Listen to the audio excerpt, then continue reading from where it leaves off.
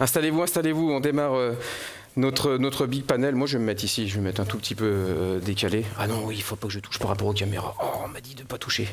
Je vous présente juste mon panel qui va nous accompagner ce matin avec Fadia Karam, directrice générale d'Espace Ferroviaire. Bonjour Nadia. Jordan Beaumont, chef de projet chez Cardam et architecte. Et en parlant d'architecte, à votre gauche, Paula Zenfeld-Sirkis, architecte urbaniste, qui est en train de monter sa structure et qui est le prix du talent exceptionnel chez ULI France Award. Si, ça a marqué, hein, tu as fait un discours de folie. À ma gauche, Antoine L'Autre, directeur général adjoint de la Française REM. Et nous rejoint également Charles-Emmanuel Kuhn, directeur général d'ICAD Promotion. Bonjour à vous cinq. On va démarrer un petit peu sur Habiter. Je voudrais qu'on démarre d'abord sur cet amour de la maison individuelle, ce plébiscite de la maison individuelle. Alors, c'est à croire qu'il ne passe pas la tondeuse, parce que moi qui passe la tondeuse, je peux vous dire que c'est un cauchemar. Bref, la question, c'est peut-être d'abord pour Fadia. Je voudrais savoir si l'offre urbaine aujourd'hui correspond un peu à cette demande de la génération Z. Est-ce qu'on peut leur mettre des maisons individuelles un peu partout ? Bonjour à toutes et à tous d'abord. Est-ce qu'on peut leur mettre la maison individuelle partout ? C'est quand même un exercice compliqué, mais c'est pas infaisable. Donc je dirais à chaque fois qu'on est face à une fabrique urbaine, il va falloir mobiliser de la création et de la créativité avec la maîtrise d'œuvre urbaine. Je vais parler de mon exercice donc en tant qu'aménageur, développeur de la SNCF sur les fonciers ferroviaires. Donc on a déjà la chance que ces terrains sont proches des transports, donc on peut répondre à cette demande de proximité d'espace de travail et peut-être de faire dans un temps record la distance maison et espace de travail, mais aussi on a la chance de l'espace, donc on peut aller chercher des formes urbaines très différentes. Et ce qu'on a pu exercer sur une de nos opérations dans 18e, qui est la première opération où on fait nous-mêmes du logement avec l'agence LAN et l'agence Shorter, c'est de traduire effectivement la maison individuelle dans du collectif. Donc une générosité d'espace. Donc on prend les composantes de l'immeuble de l'ensemble haussmannien en termes de logement traversant, mais on va chercher la cour, mais la cour elle est par contre arborisée. Les fronts, c'est pas du collectif, mais c'est des maisons individuelles, des maisons de ville avec des sentes privatives qui permettent d'avoir des jardins en plein Paris. Donc c'est le rêve de la campagne à Paris, mais aussi on va pouvoir trouver dans les logements en hauteur, parce qu'on va oser des hauteurs, vu les grandes distances des espaces ferroviaires et les paysages que ça ouvre sur Paris, de contempler la ville, le territoire, le grand paysage, avec des maisons aussi, des logements, des duplex, sur les logements familiaux et des logements qui sont plus petits, avec tous dotés de loggia, de terrasses, d'espaces d'extension. Donc, dire la maison individuelle, c'est quoi ? C'est un confort, c'est de l'espace vert, c'est pouvoir s'étendre, et le quartier, c'est peut-être le moyen aussi d'aller s'étendre au-delà de son logement. Jordan, vous partagez cette vision, si on peut avoir des micros. Ouais, cool. Bonjour. Je partage, je sais pas. Déjà, je trouve que ce qui est très étonnant, c'est que ce que nous montre le sondage, c'est quand même que un jeune, c'est avant tout un vieux en construction. Ton regard. Ouais, je trouve ça très étonnant, ce besoin de maison individuelle. Je pense qu'il faut aussi lire entre les lignes. Je pense qu'il y a une difficulté d'accession aujourd'hui qui est telle que pour avoir accès à une superficie assez importante et à cet extérieur qui, comme on l'évoquait tout à l'heure, depuis le Covid est nécessaire, ils s'imaginent la maison, mais il y a d'autres solutions à ça qui peut-être dont ils n'ont peut-être pas conscience. Il y a quand même un homme qui a répondu à ça dans les années 50, c'est Le Corbusier. Il a dit: donnez-moi 100 maisons, la superficie de 100 maisons avec jardin, je fais un grand parc avec un immeuble dedans et décoller du sol pour laisser l'espace et la nature courir, avec des services dedans, une rue commerçante et tout ça. Après, il faut bien se rappeler que la ville aujourd'hui est quand même dessinée à 90% par le privé. Et le privé a trouvé cette idée très bonne, sauf que la mixité d'usage, comme l'école et la rue commerçante, c'était compliqué, donc on va l'enlever. Le parc, peut-être qu'on peut le réduire. Le rez-de-chaussée, on pourrait peut-être y mettre des logements. Et au final, on a perdu toute cette valeur de l'habitat collectif comme il était proposé au départ. Donc peut-être que ça questionne sur... je pense que le concept d'urbanisme dense et compact est très vertueux, mais par contre, il faudrait peut-être aujourd'hui réfléchir à le rendre plus désirable et comment il peut être profitable à tous. On sait aujourd'hui que par exemple la mixité d'usage dans un même l'îlot mixte, c'est quelque chose dont on entend parler depuis plus de 20 ans et pourtant ça ne vient pas parce que c'est difficile à commercialiser, c'est difficile à imaginer. Pour la promotion privée, c'est compliqué peut-être à gérer, mais on peut imaginer que dans cette mixité, donc, qui nous rapprocherait de ce rêve de la ville en 5 minutes, où il y aurait un peu de travail, ça pourrait être profitable en termes d'énergie et sur plein de sujets.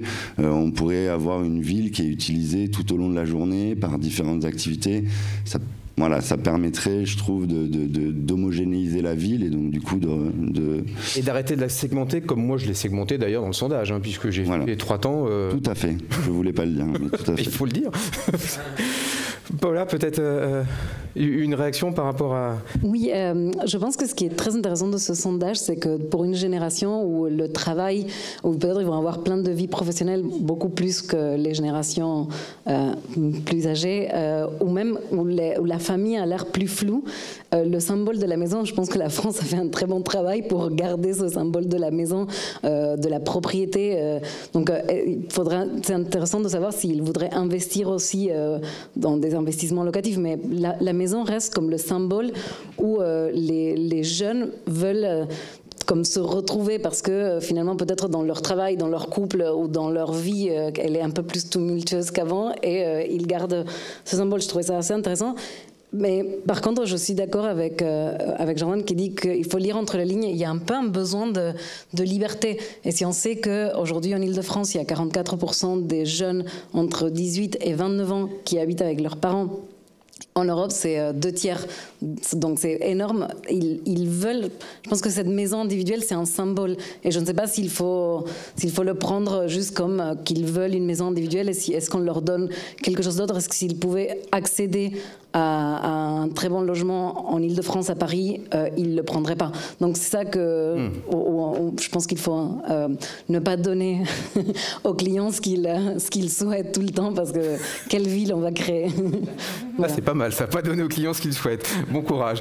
Je continue un tout petit peu sur la localisation. Quand on a vu une sorte de victoire des villes moyennes. Alors je sais que ça nourrit pas mal de papiers de journalistes au lendemain du Covid, la revanche des villes moyennes, où on allait tout délocaliser, on allait tous partir là-bas. Comment on explique peut-être le désamour des grandes métropoles? Qu'est-ce qu'il faudrait transformer dans l'offre urbaine pour rendre la ville désirable, Charles-Emmanuel?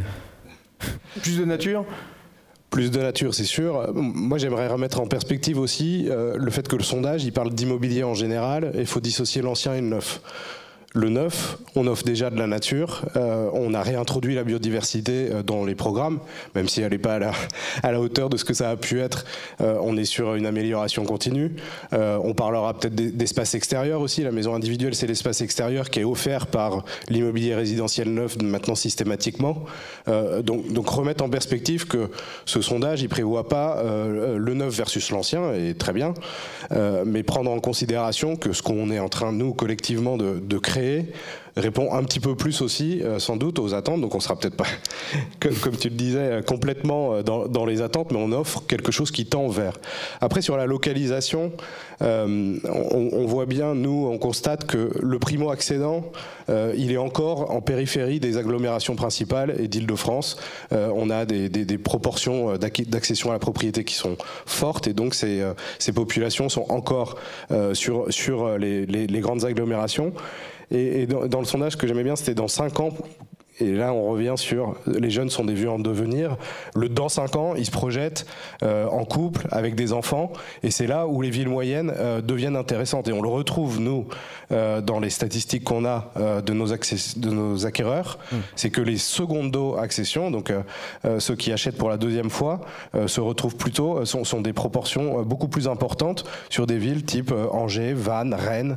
Et donc là, on retrouve effectivement ce qu'on peut entrevoir dans le sondage, c'est-à-dire la volonté de sortir des grandes agglomérations qui sont... Quand je parlais agglomération, c'était essentiellement région parisienne et Lyon. C'est quoi? C'est une question de pouvoir d'achat aussi, avant tout? C'est une question d'espace, je pense, de liberté. Moi, je suis tout à fait d'accord avec la liberté. Tout est plus simple. Sans doute aussi la ville de 5 minutes. La ville de 5 minutes, en fait, elle existe déjà dans ces villes-là.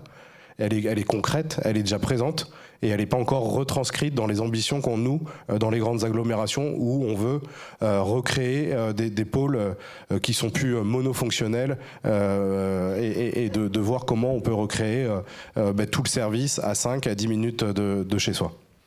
Sur l'espace extérieur, tu en parlais. Est-ce que l'espace extérieur qui est demandé, il peut demain être collectif, être dans la ville, être dans l'urbain, Fadia ? Bien évidemment, donc c'est d'où l'intérêt de travailler sur des échelles urbaines. Donc la transformation foncière est fondamentale. Aujourd'hui, que ce soit des acteurs privés ou publics, on s'y penche tous pour raisonner sur des emprises larges dans lesquelles on sort peut-être de la notion de la possession à une notion de partage. Et dans cette extension du logement, ce luxe du logement, c'est-à-dire pouvoir bénéficier des espaces sportifs, des espaces verts, de pouvoir se rencontrer aussi, avoir des liens sociaux peut se faire dans ces lieux-là. Donc on n'habite pas juste un logement, on habite un quartier, on habite une ville, un territoire. Et donc toute cette infrastructure, qu'elle soit culturelle, servicielle, de biodiversité, est un élément de qualité du logement. Et c'est ce qu'on travaille étroitement donc, sur cette notion de lien social, que ces lieux doivent être en capacité d'être dans les grandes agglomérations. Donc c'est pas toujours, il faut pas toujours raisonner dans l'étalement. Donc on est dans une approche, nous particulièrement dans une approche 100% ZAN, parce qu'on transforme des fonciers artificialisés en quartiers. Donc on les dote 50% de biodiversité, publique et privée. Donc on crée l'infrastructure pour.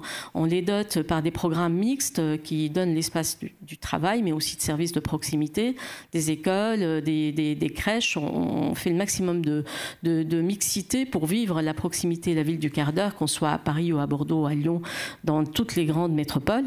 Mais aussi, on incite par des fonctions, un espace santé dans chaque quartier, une conciergerie, un lieu de rencontre, un tiers-lieu. On incite aussi les jeunes et les non-jeunes de se croiser, parce que c'est enrichissant. Mais on les incite aussi à sortir de ce raisonnement de tout m'appartient, parce qu'en fin de compte, le quartier lui appartient aussi, mais c'est un bien partagé. C'est pas un bien individuel. Ça marche, ils sont prêts à partager ? Ah oui, tout à fait. Enfin, nous, dans le quartier, dans tous les cas, on voit... je vais partir de la concertation, parce que quand on commence un dossier, on a toujours les jeunes qui sont les plus contributifs, moins que les personnes âgées.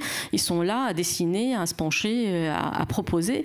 Et au final, ils commence par être très opposé à l'urbanisation. Vous bétonnez mon secteur alors que c'est un espace complètement minéral et un îlot de chaleur. Et au final, ils nous disent mais quand est-ce que vous allez nous livrer tout ça ? Est-ce qu'il y a des logements à acheter ? Les prix, bien sûr, là le prix revient, le critère de la propriété, mais ils ont hâte de vivre ces espaces de sportifs qui sont toujours dans nos quartiers, ces espaces verts, la crèche à côté. Enfin voilà, ils voient qu'on approche le quartier de façon très globale. Et je dis on tous, nous, aménageurs tous, privés ou publics, je pense que la conscience est collective. Donc on doit faire des quartiers sobres, mais on doit faire des quartiers qui développent le lien social. Et c'est vraiment nécessaire pour que ces quartiers soient durablement attractifs. Au-delà de l'esthétique sur lesquels on peut revenir. Et moi, je pense que ces espaces partagés, tu parlais de passer la tondeuse, l'espace partagé a l'avantage que tu en jouis, mais tu ne l'entretiens pas. Donc ces espaces partagés marchent. Ça, c'est un argument fort. C'est un argument fort. Et je pense que ces espaces-là marchent, mais ils sont aussi à re-questionner par rapport au PLU, qui souvent limitent la création de ces espaces-là. Je parlais du privé qui bâtit la ville. Je ne pense pas que c'est au privé de d'être bienveillant à tout prix et généreusement. Je pense qu'il faut encourager ces choses-là, c'est-à-dire que je sais que le PLU parisien peut octroyer un droit à bâtir supplémentaire dans le cas où on va restituer à la ville quelque chose ou alors améliorer une performance énergétique. Je pense que c'est sur ces deals-là qu'il faut aller parce que ça crée quelque chose de vertueux. Dire qu'on va créer plus d'espace, qu'on va peut-être par exemple libérer un rez-de-chaussée pour laisser courir la végétation. Alors bien sûr on parle dans le neuf, la question après se posera sur qu'est-ce qu'on fait dans l'existant, mais laisser la porte ouverte, laisser l'opportunité de faire ça contre un droit à bâtir supplémentaire, c'est quelque chose vers quoi il faut tendre, je pense. Voilà. Et après, il faut aussi qu'il y ait une maîtrise foncière et qu'on crée une ville qui soit où il y a de la diversité. En tant qu'architecte ou urbaniste, on ne peut pas faire que les gens s'aiment, mais on peut faire que les gens se croisent.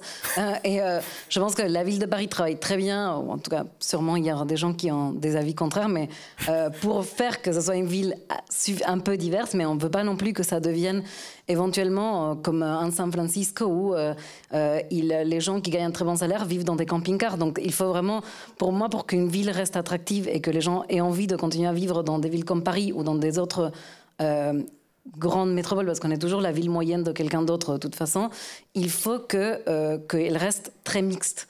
C'est très important, ça. Donc le PLU bioclimatique de la ville de Paris va dans le bon sens. Bien sûr. Je remets une petite pièce dans le... y compris. Je ne vais pas dire le contraire, c'est mon ancien directeur qui l'a mis en place. Ok, très bien. Juste question de béotien, quand on est promoteur, est-ce qu'on peut vendre aujourd'hui un logement sans balcon ?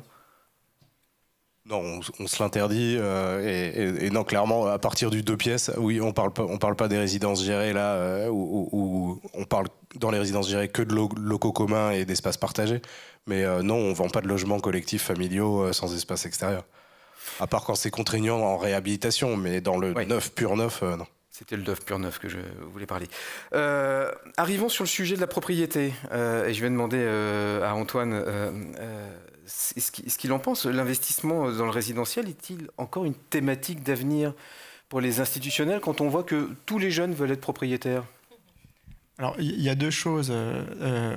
En préparant ce panel avec Philippe Depoux, qui aurait bien aimé être là, mais qui est pris pour un conseil de surveillance, on se disait, la première réponse pourrait être presque un peu basique et triviale, mathématique, avec des rentabilités qu'on connaît sur le logement, des comptes à terme aujourd'hui qui servent des rendements plus confortables sans risque. On peut se dire que l'investissement en résidentiel pour les institutionnels n'a pas forcément de sens.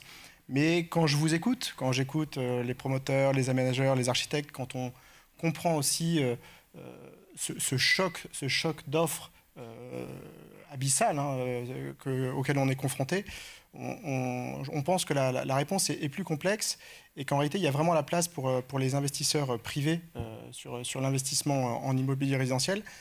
D'abord parce qu'il y a cette demande très forte qu'on n'arrive pas à combler. Alors, de toute façon, ça passera aussi par la création de logements privés qui permettront de répondre aux besoins de la population, soit par la location, soit par la revente à terme. Mais je pense qu'il va y avoir besoin d'investissements et de capitaux privés de ce point de vue-là. Ensuite, l'investissement en immobilier, il peut y avoir un deuxième axe. C'est aussi... on peut investir dans l'immobilier résidentiel via la transition énergétique. Ça, je pense que c'est un énorme défi dont on ne parle pas trop dans le sondage, mais investir dans un parc existant pour le transformer, que ce soit un parc de bureaux, que ce soit un parc de logements, pour lui redonner une forme de liquidité locative ou même tout simplement une liquidité tout court. Il y a vraiment un axe très fort qui séduit beaucoup d'investisseurs. Et ça, je pense que c'est une thématique sur laquelle il faut qu'on travaille collectivement, parce qu'on sait que l'équation économique dont j'ai parlé au tout début, elle n'est pas évidente. Il y a des sujets fiscaux, il y a des sujets de coûts de construction qui rendent l'opération complexe. Mais il y a, je pense, un axe très intéressant pour les investisseurs institutionnels. Et pour les particuliers ? Et pour les particuliers, je pense que malgré tout, ils ont... derrière un institutionnel, il y a toujours des particuliers, normalement. Exactement. Ils peuvent détenir en direct, ils peuvent détenir via les fonds. Mais il y a besoin d'un dispositif de type Pinel ? J'aurais pas... Est-ce que le gouvernement, sans rentrer dans la polémique, le constat, c'est que l'investisseur particulier qui achète directement du logement neuf a fortement diminué. En revanche, il y en a toujours un petit socle qui est le même volume que ce qu'on a constaté sur les 5 dernières années. Donc ça a été concrètement, nous, ça a été divisé par entre 6 et 8. Donc oui, les perspectives. Après, est-ce qu'il y a que le dispositif fiscal d'incitation? Certainement beaucoup d'autres choses, mais aujourd'hui il y a l'incertitude ambiante, qu'elle soit géopolitique, économique et politique, qui rassure pas l'investisseur particulier en résidentiel directement.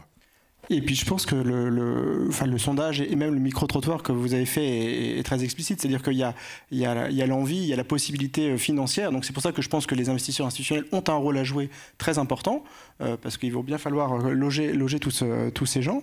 Et puis peut-être pour finir de répondre à ta question sur les investisseurs institutionnels, il y a aussi une gamme de produits résidentiels qui s'élargit avec le co-living, avec les résidences étudiantes, avec les résidences seniors.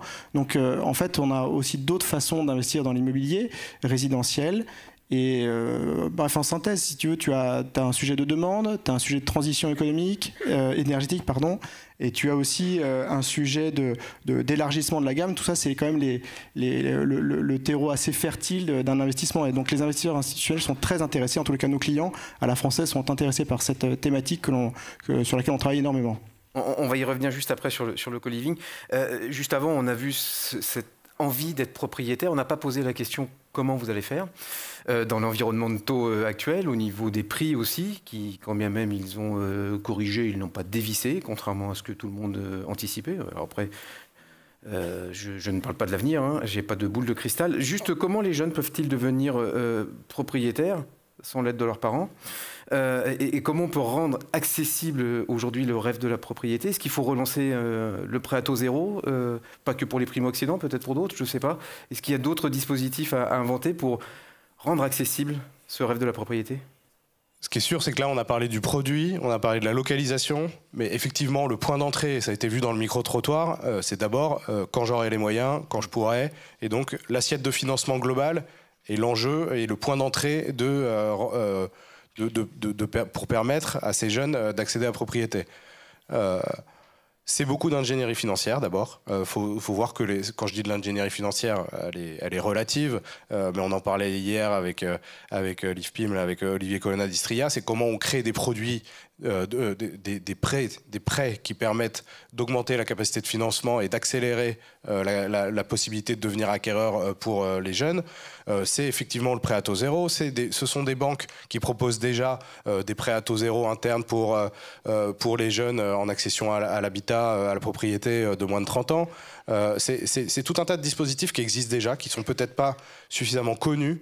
Et donc c'est pour ça que les conseillers commerciaux, les vendeurs chez nous sont tous agréés pour pouvoir prodiguer des services bancaires et des conseils bancaires. C'est indispensable. Le deuxième aspect, c'est de travailler sur les prix de revient, puisque comment on diminue le coût de nos logements, comment on les optimise et comment on rend l'assiette de financement finançable par ces populations. Et puis et après c'est la taille des logements qui va avec aussi, puisque le prix au mètre carré, tout en répondant à toutes les contraintes qu'on a évoquées avant, c'est-à-dire la qualité du logement, la qualité d'usage du logement. Après, dans la façon d'optimiser les logements, l'histoire est un cycle qui se répète en s'adaptant, mais si on reprend l'exemple de la Cité radieuse de Le Corbusier, dans la Cité radieuse, il y a un hôtel. Je pense que dans ce rêve de maison, il y a aussi une volonté d'avoir toujours une pièce en plus pour accueillir des gens, pour faire d'autres choses. Et peut-être que faire sortir déjà cette pièce en plus en proposant à proximité, dans un ensemble collectif, quelque chose de partagé, encore une fois, sous ce principe un peu hôtelier, d'avoir cette pièce en plus sans l'avoir directement dans son logement, permet aussi de réduire, ou en tout cas de dédier cette surface à autre chose, et d'optimiser aussi les prix. Après, je pense qu'il y a aussi des dispositifs sur les rez-de-chaussée. Si on restitue, par exemple, le rez-de-chaussée à la ville, peut-être qu'on peut essayer de réduire une pression foncière. Enfin, il devrait y avoir des dispositifs comme ça pour favoriser effectivement l'accession sur que ce soit architectural ou fiscal. J'ai juste souvenir d'un rapport, mais c'était peut-être avant le début de la crise et avant la montée des taux d'intérêt, sur la taille des logements, comme quoi la taille des logements neufs était trop petit, qu'il fallait les faire plus grands. Excusez-moi, mais on fait comment là? Non, mais je crois, on l'enterre ce rapport? On l'enterre pas. Ce rapport, il était d'abord sur la qualité du logement. Et donc là, on est bien en train de parler de la qualité. Est-ce que la taille est relative à la qualité? C'est vraiment, je pense, qu'un débat sans fin. Et effectivement, quand on parle de plus de liens sociaux, tout ce qui peut être build to rent, co-living, la pièce en plus, etc. Les jardins partagés, les espaces sportifs partagés, là on a mis, c'est très en mode en ce moment et ça va peut-être se démultiplier, mais des terrains de padel dans une de nos résidences à Bordeaux. Donc la propriétaire de 2 terrains de padel. Et c'est pas compliqué, ça prend moins de place. En ce moment, c'est très en vogue. Il n'y a pas d'entretien. Voilà. Donc tout ça, le sport partagé, les espaces communs partagés, les jardins partagés, les locaux vélos et la pièce en plus et le logement partagé, c'est plus l'avenir que de débattre sur la taille du logement et de savoir si le T3 il doit faire 60, 63 ou 70 mètres carrés pour être qualitatif. Tant qu'on parle de partage, comment vous regardez les résultats autour du co-living, de la colocation?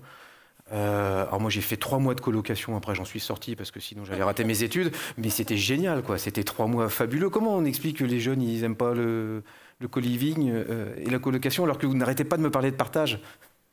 Je pense qu'avec le co-living, on a essayé de commodifier quelque chose qui existait déjà. Le co-living, c'est pas juste la colocation, c'est la colocation commodifiée par un institutionnel, etc. Donc ça a servi pendant quelques temps, et les premiers ont fait un boom parce que c'était quelque chose un peu inexploré. Mais je ne sais pas si c'est pour tout le monde. Je ne sais pas si tout le monde, c'est à nouveau la même chose, le prix. Donc, et qu'ils peuvent accéder à des colocations de notre manière et être plus libres de faire ce qu'ils veulent. Donc, je ne sais pas si on n'est pas arrivé, pas à la fin d'un modèle, mais clairement, le co-living, c'est un actif en soi. Mais est-ce qu'il faut l'exploiter comme aujourd'hui on le fait, on le met un peu partout? Je pense que le résultat est que non, qu'on ne désire pas ça pour les futures générations. Fadia? Oui, enfin, je veux dire que le co-living, il est composé essentiellement d'une partie de services communs, donc de 10 à 15% de surface. Et donc, c'est effectivement la notion de l'extension de ces équipements sportifs, de lieux de se rencontrer, lieux de restauration, qui sont mutualisés à l'échelle de plusieurs pièces. Donc, ça revient à la notion de partage. Et est-ce que tout ça, c'est nécessaire à trouver dans un immeuble ou il peut se trouver dans un quartier? C'est pour ça que je renvoie à la notion de quartier, la notion de dire, enfin voilà, j'habite pas un logement, j'habite un quartier, et dans mon quartier, par la notion de proximité, la ville du quart d'heure, c'est pas juste un slogan, c'est un vrai challenge pour nous tous de travailler là-dessus pour que en peu de temps, parce que tout le monde est pressé, les jeunes, les moins jeunes, et encore plus les plus âgés, donc il faut qu'on arrive à équiper la ville à proximité par le maximum de services. Donc tout n'est pas nécessairement dans l'immeuble. Donc co-living, je laisse les opérateurs co-living parler de la rentabilité de leurs produits et à son attractivité, mais je pense que par rapport au client qui nous occupe aujourd'hui, il peut trouver son bonheur à une autre échelle. Et en tant qu'investisseur, Antoine, c'est rentable le co-living? On est en phase de découverte des résultats. Hein. Le ramp-up est un peu plus long que prévu sur certaines opérations. Les résidences étudiantes fonctionnent très bien, se remplissent très très vite. Le co-living prend un peu plus de temps, mais on a des signaux plutôt encourageants. Et en revanche, ce qu'il faut, c'est bien sûr que les fondamentaux, et là je reviens vraiment à la base de l'investissement, mais les services soient de qualité, l'opérateur soit très engagé, que l'immeuble réponde bien évidemment aux besoins d'espace extérieur, etc. Mais prenons l'exemple de là où nous sommes aujourd'hui ce matin à Comet, c'est un produit nouveau, c'est une offre de service assez nouvelle, qui a 8 ans, hein, il en parlait ce matin Mathieu, c'est une nouvelle façon d'opérer des espaces qui étaient un peu vieillissants, un peu délaissés, hein, je crois, hein, par notre façon de travailler il y a quelques années. Et aujourd'hui, quand on voit le succès de cette entreprise et la façon dont ils opèrent avec beaucoup d'énergie, eh bien ça fonctionne. Et donc voilà, ce sont des modèles et des façons de travailler qu'il faudrait dupliquer, je pense, sur la partie co-living, comme tu le disais Fadia. Il faut mettre de l'énergie et du bon sens là-dedans. Travailler, ça me donne une très bonne transition avec la deuxième partie que je veux évoquer, parce que je vois le temps qui file sur le bureau à la maison ou à côté de la maison. Quand on a posé donc la question, le premier bureau, c'est la maison. Est-ce que vous êtes surpris, déçu, résigné? Surpris, non, parce que c'est une tendance de fond. Résigné, certainement pas. À la française, et même par mon passé dans les différentes foncières de bureaux dans lesquelles j'ai pu travailler, on a une conviction très forte que le bureau a une place essentielle dans la ville de demain, pour plusieurs raisons.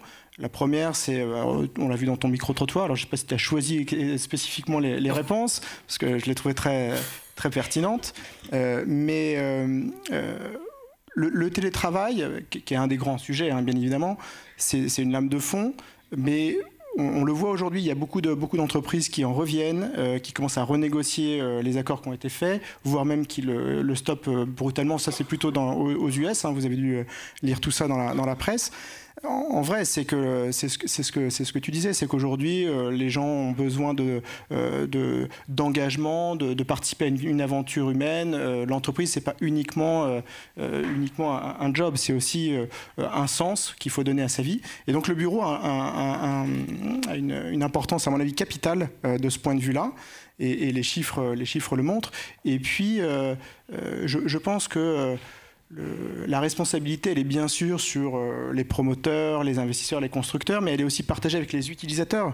Je reprends le témoignage de Philippe en tant qu'utilisateur pour BNP Paribas Développement.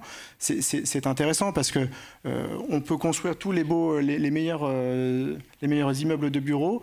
Il faut aussi qu'ils soient bien aménagés, bien connectés pour que les gens s'y sentent bien. Donc en fait, on est vraiment convaincus à la française que l'immobilier de bureau a un avenir et qu'il faut en revanche bien prendre en compte cette tendance qui nous est donnée, et il faut bien sûr s'adapter sur l'offre de services qu'on peut proposer. Après, le télétravail a un avantage certain, surtout à Paris, c'est le temps de trajet. Donc on en revient toujours à cette mixité et cette homogénéisation de la ville où si on avait des îlots mixtes ou avec une partie bureau, alors je sais que le PLU parisien fait un peu peur en ce moment aux différents investisseurs de par le fait qu'ils peuvent imposer des logements sociaux dans n'importe quelle rénovation de bureau, mais je veux dire, un immeuble partagé entre plusieurs usages permet encore une fois de rentabiliser toute une série de, par exemple, les lots techniques sur plein de choses, puisque du coup on passerait à des immeubles qui seraient utilisés tout au cours de la journée et puis seulement des immeubles utilisés le jour et d'autres immeubles utilisés le soir. Et du coup, d'intégrer cette mixité dans la ville permet de répartir et encore une fois de retrouver des temps de trajet qui seraient plus courts.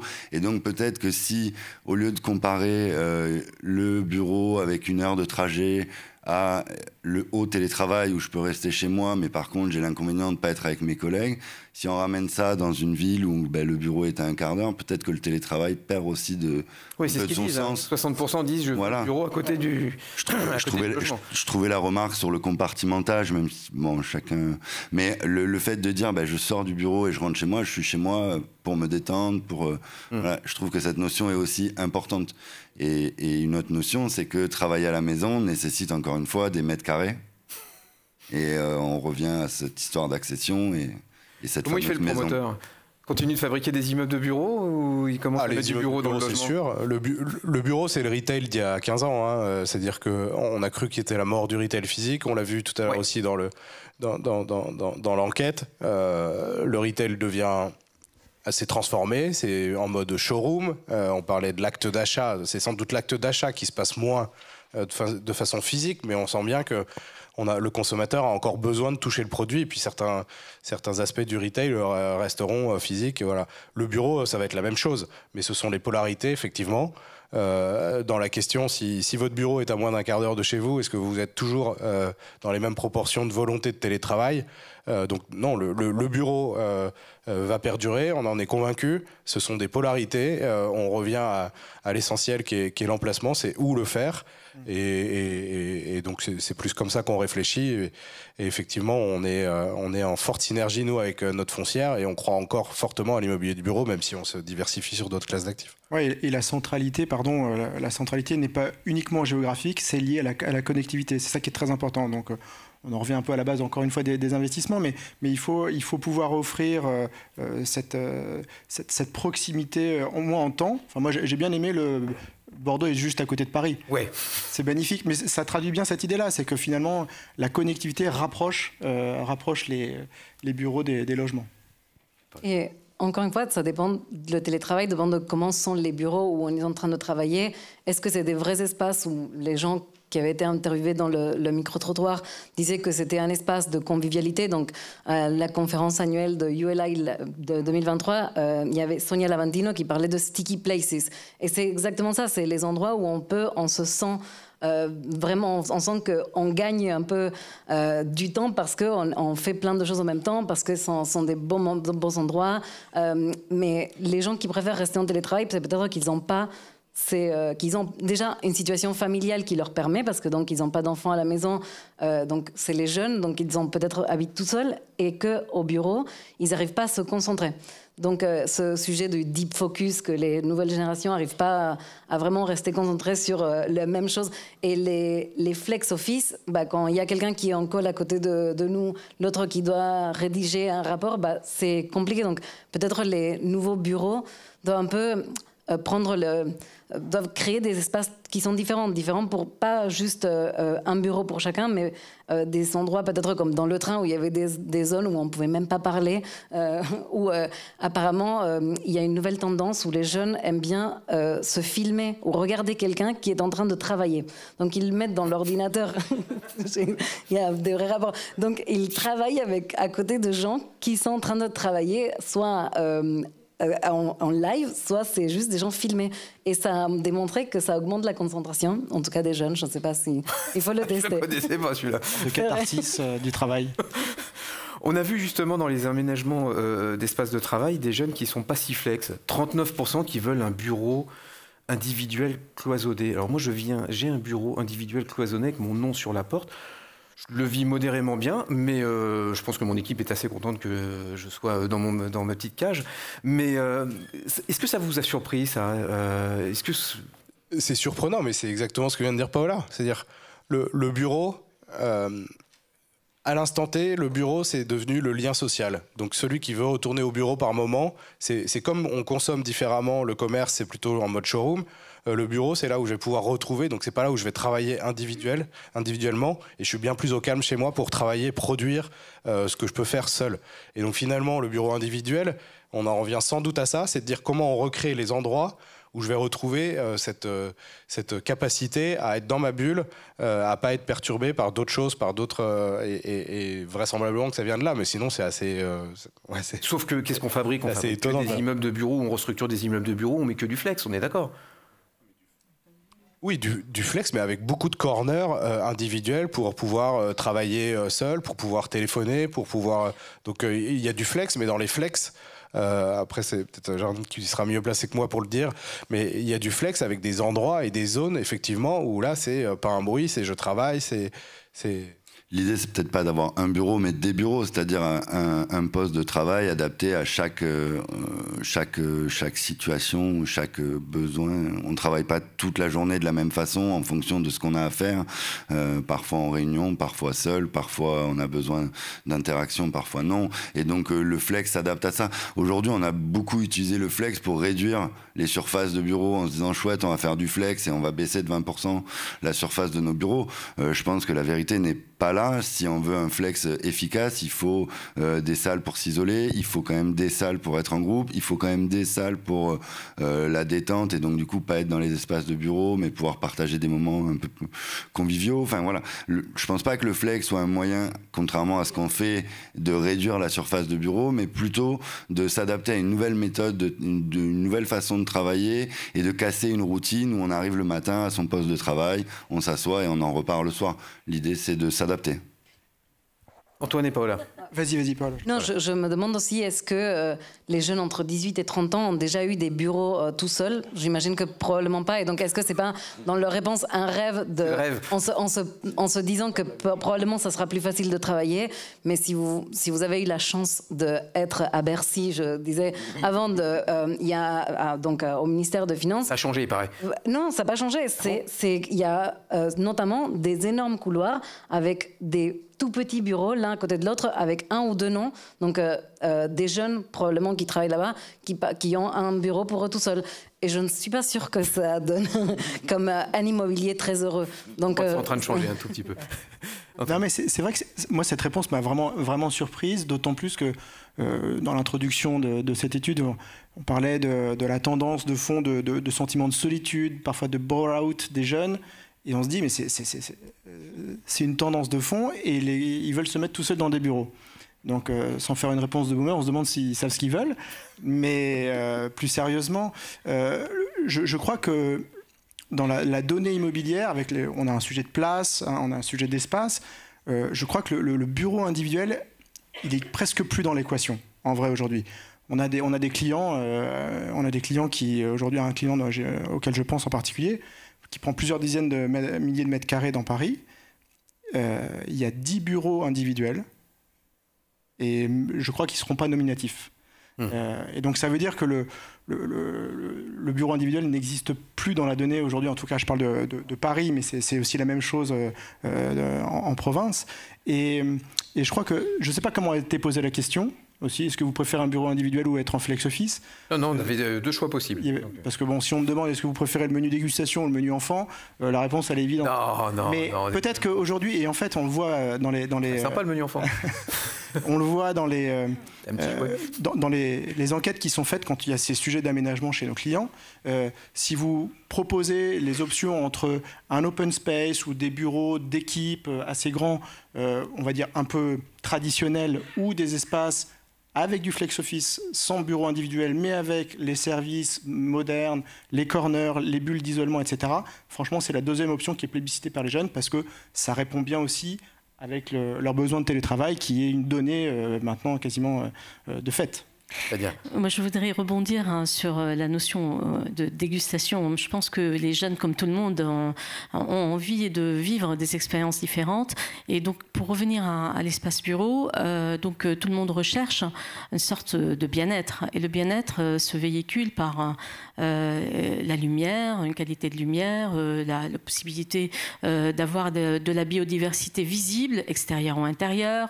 Donc, il y a plein de ressentis qui font que on se sent à l'aise pour se concentrer et en même temps avoir des extensions de lieux de partage pour pouvoir créer ce lien et s'enrichir par la pensée de l'autre et croiser les expériences. Donc en fait, oui, une sorte de l'individualité, mais dans un partage, et il faut que les immeubles de bureaux puissent répondre par leur conception. C'est pour ça, c'est pas parce que je suis architecte de formation, parce que je pense que il est essentiel, la phase conception, ce qu'on conçoit, le produit est essentiel pour pouvoir faire cette qualité durable et cette attractivité pour les jeunes. 30 secondes sur le coworking. Les jeunes ne semblent pas emballés par le coworking. Ça veut dire quoi? Qu'ils ne le connaissent pas, en fait, ou ils ne pensent pas que le bureau opéré, ils n'arrivent pas à se projeter.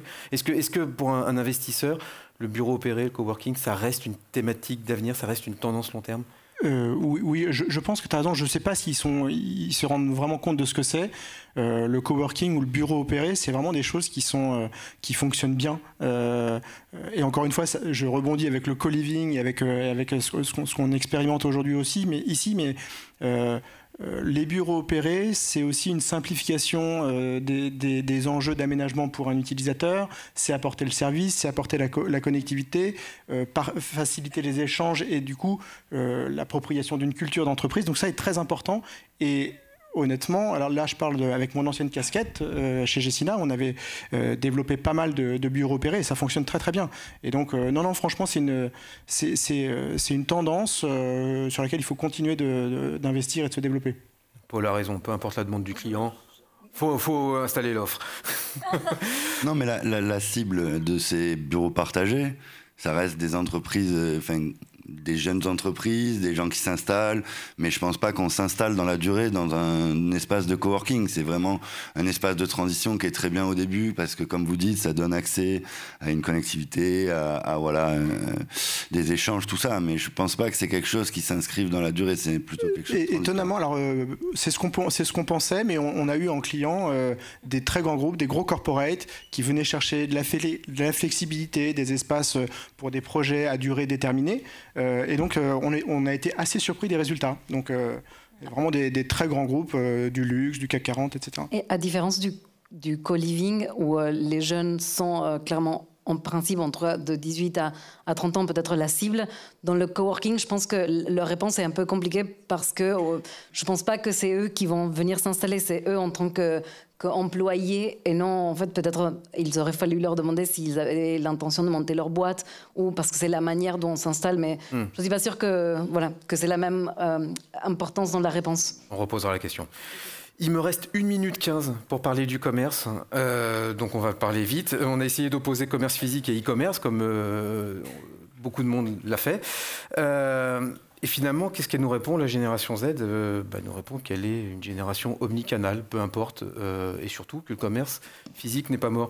Comment ça va se traduire sur l'offre immobilière? Est-ce qu'il faut continuer, je sais pas moi, à mettre du commerce en pied d'immeuble d'opérations neuves? Est-ce qu'il faut continuer à fabriquer des centres commerciaux, quand bien même ça devient de plus en plus compliqué en France?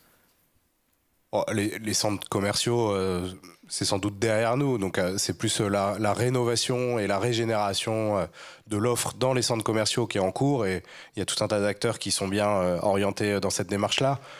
Le socle actif et le commerce en rez-de-chaussée, oui. Après, d'ailleurs, les grandes enseignes développent toutes, enfin, majoritairement, des concepts urbains pour venir rechercher la centralité. Et on parlait de la ville de 5 minutes, la ville du quart d'heure, enfin ce qu'on veut. Mais ce qu'on veut, c'est tout à proximité. Et donc oui, le socle actif et le commerce à rez-de-chaussée continuera de perdurer, que ce soit en commerce de proximité des besoins du quotidien ou à plus longue durée pour les grandes marques et les grandes enseignes qui repénètrent le tissu urbain. Je ne peux que confirmer parce que l'offre de proximité est essentielle pour la vitalité et d'attractivité des quartiers, mais je pense que les centres commerciaux ne sont pas morts.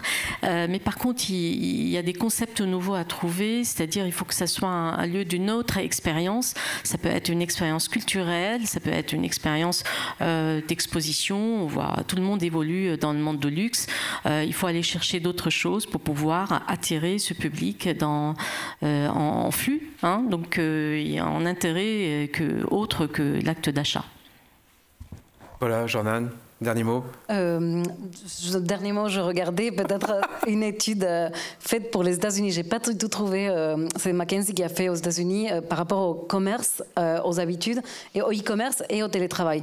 Et c'était très intéressant parce que les premiers jours, donc 0 jour de télétravail à 3 jours de télétravail, ça changeait pas du tout les habitudes et c'était juste. Donc ça restait à 25%, en tout cas aux États-Unis. Ça serait intéressant de le faire en France. Et ça passait à plus d'un tiers d'achats en e-commerce quand on était plus de 3 jours en télétravail. Donc c'était intéressant. La répartition habiter, travailler et consommer, j'étais pas forcément d'accord avec cette répartition. Je pense que le plus important de penser, c'est la mobilité plutôt que de consommer. Le commerce en soi s'adaptera toujours à ses consommateurs, il ira toujours les chercher. Je pense qu'il faut d'abord repenser cette mobilité et l'offre s'adaptera. Aujourd'hui, on voit dans le sondage quelque chose qui est assez... Ils veulent pas les petites supérettes et les choses en ville. Je pense que c'est avant tout dû au prix.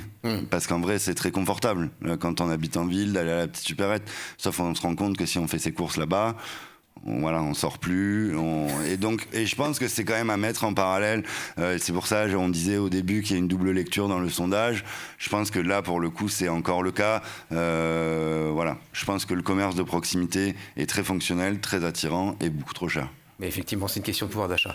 Merci beaucoup en tout cas. Je pense qu'on peut les applaudir. Merci pour ces commentaires. On fait un peu de ménage et on revient.